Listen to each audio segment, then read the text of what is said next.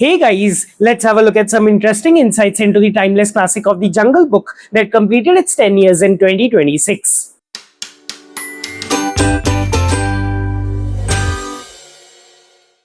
The Jungle Book, an exemplary and an enticing in rapture, the posh page of a pioneering painting, an artistic atrium of an amiable ensemble whose affable aura is abused by an abominated arrival of an atrocious, an uncanny, and an engaging unrest between two indestructible ideologies, a rare and a redefining page of an unrealistic realism.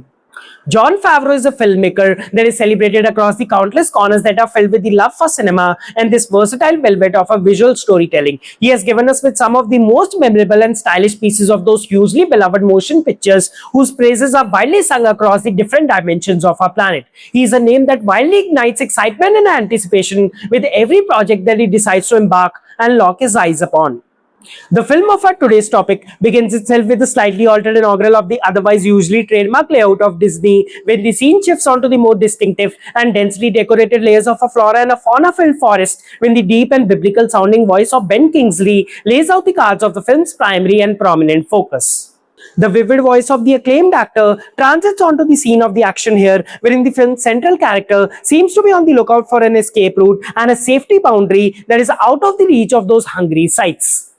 The film's primary lead seems to be accompanied by a pair of a wildlife species who are both racing and speeding along on either of his two sides. As the character, still immature and a more learning-oriented intelligence, fails to recognize the outdated operability of a tall tree, the so-called training exercise intended for Mowgli's eventual safety yet again ends in a disaster, from where the scene spills itself onto the more collective and a coordinated recital of presumably a self-compiled motto which they call as the law of the jungle. Now, what really impressed me about the film was its astonishing and the artistically evocative visuals, when every scene from the open threat of Shere Khan to Akila's merciless murder to the last stand between the two opposing forces, when each frame is a testament to Favreau's undisputed brilliance and his celebrated portfolio of those masterful craftries.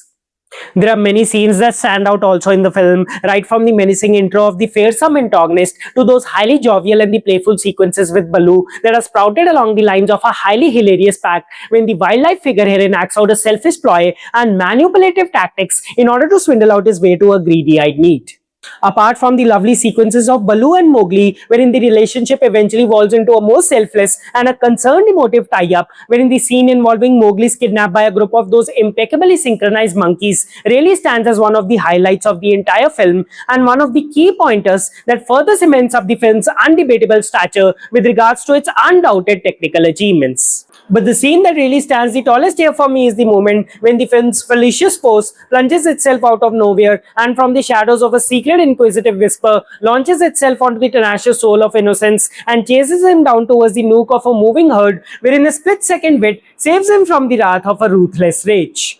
Now, while the film looks like it was shot on location, it was filmed entirely in a warehouse in Los Angeles. The lush landscapes, rushing rivers, and every single animal were created by a team of over 800 CGI artists. As the only live-action actor, 10-year-old Neel Sethi performed almost exclusively against blue and green screens. To help him interact with characters like Baloo or Shere Khan, director Jon Favreau and various puppeteers used foam pads, tennis balls on sticks, and even real-life stand-ins in blue bodysuits.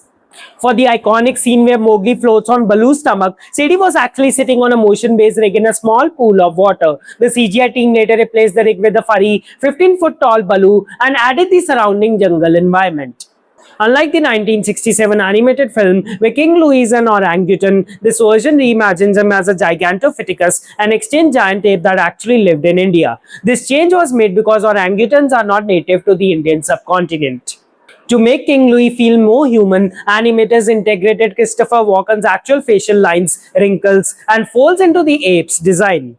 The animators managed to sneak in Bill Murray's signature dry eyebrow lift into Baloo's facial expressions. Ben Kingsley based his performance of Bagheera on a military colonel, giving him an ethical code and a firm guiding presence. Now, the film that was released way back on 8th April 2016 in India still stands as one of the tallest pillars of Disney's remarkable and unprecedented cinematic achievements when the film's visual feast of a colorful and a spectacle-driven storytelling experience really makes Rudyard Kipling's visionary tale of coexistence and desperation make a huge leap from the imaginative and a subjective visualization of its on-paper projection to a more wholehearted and a collectively singular on-screen cinematic experience. The man cub who forego his exile plan out of sheer love.